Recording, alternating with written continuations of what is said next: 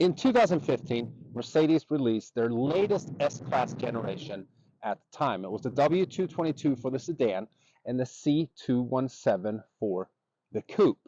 Now, we wrapped it in this amazing red color, kind of like a candy apple red. But besides the wrap, take a look at the design of this car. It is absolutely gorgeous from every angle. It is most likely my favorite Mercedes of all time in regards to the design, all thanks to Gordon Wagner. Now, at the time when Mercedes released this generation S-Class, they marketed the car as the best car in the world. That's how confident they were in their product. And I have to say, they're definitely not far off. A Mercedes AMG product is pretty much the full package. It has the looks, as we mentioned. It has the power. It has the sound. It's a V12 under the hood, by the way. It has all the luxury that you can think of. Obviously comfort and pretty good room. We'll get to that in a minute here. But even though it's marketed as the best car in the world, it is not perfect, because no car is perfect. And during the 6 months that I've owned this car now, I've identified 5 things that I hate about my S65. So here we go. So when you're doing these type of videos, most of the things that you're complaining about, they're obviously pretty petty. It's those type of things that over time just become annoying. So obviously saying that you absolutely hate this thing is maybe reaching for a little bit, but over time it becomes extremely annoying. And the first thing that we're going to talk about is the side view mirrors. I don't know if you guys can see here in this angle. We're currently obviously stationary, we're not driving, but in this footage here you can definitely see it. So these air vents on each side, they reflect in the window, and when you're driving, maybe it's pretty heavy traffic, you gotta switch lanes real quick, and you're looking in the side mirror, what you see is this air vent. And basically what that does is that it distracts you, and it's annoying, and it can actually be kind of dangerous. Now with that being said, over time you kind of get used to it, but every now and then I catch myself being annoyed by that, and it just distracts you. And your side view mirrors should not be distracting you, because it is a very important feature. Now, some have told me that it might be that you have tinted windows. And you know what? Maybe it is. I can't say for sure, because I haven't driven this car without tinted windows. It had tinted windows when I bought it. But either way, the tinted windows aren't going anywhere, because it protects a lot from that. And it's also nice to have some privacy. So either way, that was the first thing that I noticed after buying this car. I know it's petty, but it's annoying. Okay, so for the second thing that I really don't like about this car, we're gonna have to get out on the road. And usually when I drive this car, I put it in sport mode. So you can see the little red S right there. So the S65 has been around for a while, even the generation before this one. It wasn't called an S65 at the time. It was for the sedan, but for the coupe model, it was a CL. So for the generation that was prior to this one here, the S65 and the CL65 was actually stuck with a 5-speed transmission instead of, at that time, the modern 7G transmission, which is 7-speed obviously, because of the V12 having so much torque. This engine produces 621 horsepower and 738 pound-feet of torque stock. So that's 1,000 Newton meters for you Europeans and Canadians and stuff out there. Now for this generation S-Class, a new transmission came out, which was a 9-speed.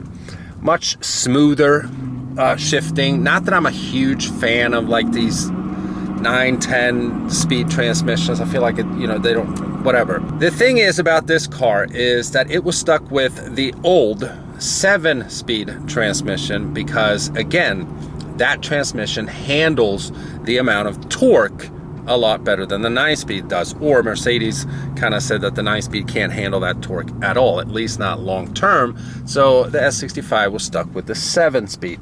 And the problem I have when I'm driving this car in sport mode, you don't really have this problem when you're driving it in comfort, because in comfort, the car pretty much never shifts down to first gear but it does all the time when you come to a stop, like a red light or a stop sign, for instance, as I'm going to demonstrate now.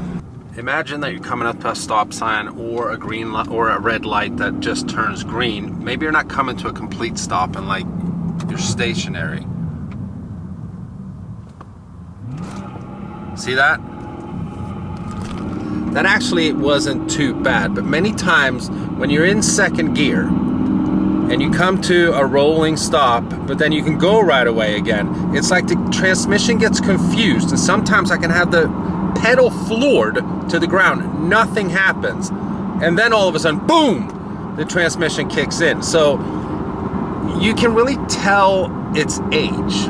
Like, it acts weird. So I'm not complaining about the transmission not shifting quick enough in manual mode like a dual clutch, because it's not a dual clutch, and like I don't really drive this car that way. It's not, I don't see it as a sports car, even though it kinda is, but it's like a big luxury car with a lot of power. It's like an Autobahn cruiser. So I'm not being like completely unrealistic here about the transmission, but it is annoying when you come to an almost stop, which we're gonna demonstrate here again, and see if it does it. See that? It hesitates. And again, that's not as bad as it can be, but I come to an almost stop, take my foot off the brake, gas pedal, and it just, it's very weird. And that gets annoying. And the reason I drive the car in sport mode most of the time is because it usually shifts quicker in the other gears. And it feels more performance inspired. So I don't really have much of a problem with the transmission, except for when it's in second and you're almost coming to a stop and the car's like, oh, should I stay in second or just shift down to first? Boom! And like during that time, you're just like in limbo mode. Nothing is happening. But your pedal is down. Maybe not completely to the floor, but the car is just completely unresponsive. And that is extremely annoying.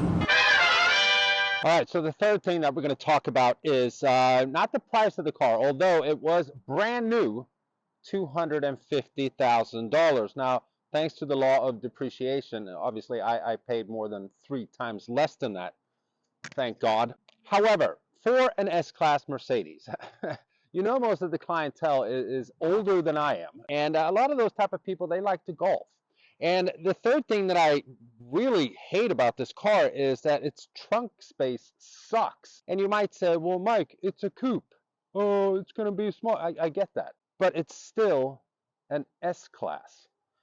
So, I golf, semi-mediocre at best. And I have a normal golf bag. It's not like some tour bag or anything like that. And it hardly fits in this car. I put it in, and then my driver gets stuck. And I have to kind of like force it to even get in there. And it's just a golf bag. And to put this in perspective, I never had this problem with my C-Class coupe, the W205. That is pretty much the same generation as this S-Class, built during the same years. I didn't have this problem with my W204 C-Class either, which is the earlier generation, the one that had the naturally aspirated V8. So it is very odd to me that you have trouble fitting a simple golf bag in an S-Class coupe. Now, does it get in there? Yeah. Would most golfers whine about like every time bending their driver head to even get it in there? Yes. Now, one thing that is even more annoying is that you can't fold down the rear seats. Again, the W205 C-Class coupe that I had, those rear seats came down. So most coupes do that to help with the crappy luggage space, but not in at least my S65 coupe. So that is very weird and odd and highly annoying. So while we have the trunk open here, we're going to talk about the fourth thing that I really don't like about this car, and that is the location of the battery. An S-Class coupe comes with 2 batteries. It's a starter battery and also an auxiliary battery, and they're pretty much impossible to find. If you remove obviously the golf bag, and then everything in the trunk, you still won't find the battery. I know that it's located in there somewhere, kind of like underneath or to the side of the rear seats. And just from stories that I've heard is that it's extremely complicated to access, which can be kind of annoying. Like when I installed the steering wheel in my car, I was highly advised to unplug the battery before I did that because of the airbag and everything. But since I couldn't even find the freaking battery, I just said, F it, I'm going to do it anyway. Now, thank God everything worked out fine. But why do they put the batteries in such a complicated place? And again, to reference my C-Class coupes here, on the 204 that I had, all you had to do was lift this up and the battery was right there. Why make it so complicated? I don't get it. Okay, so we've gotten to the final thing that really bugs me about this car. We've talked about the side mirrors, crappy transmission, boot space, not being able to fit a golf bag, and battery location. And the fifth and final thing that we're going to talk about here is by far the pettiest thing yet. So I'm going to say this again. I know that it's extremely petty and it's an extreme first world problem to have. But again, over time, it is extremely annoying. And we're going to talk about some air vents. So these are the air vents on an S-Class of this generation. Now they look very good. I mean, it's a nice design to them. I mean, the metal finish with the red leather. I mean, they look good. I like the way that they look, but they are weirdly designed. As you guys can see here, this whole piece moves. Unlike most air vents where this piece, let's say, is stationary, and then you can move the actual vent from side to side if you need to. But because this whole piece moves like this, it makes it very hard to have a charger like mine. Now, I think these are sold out, otherwise I would plug them, but you guys can, because I don't know at the time of filming this, if you're interested in one of these, check out the website. Maybe we have some left. But anyhow, even if you don't have mine, you have others that just clip onto the air vent like this. I mean, it's a very common thing to have in cars nowadays. You can't really with the phone sitting in it because it becomes too heavy. So every time you turn, this thing wants to fall off because of this whole piece moving and not being stationary. I know it's a first world problem, but it gets annoying. So to fix this, I had to like fold up an old receipt and kind of like chisel that in there so this thing doesn't move as easily. And that is how I get my charger in there.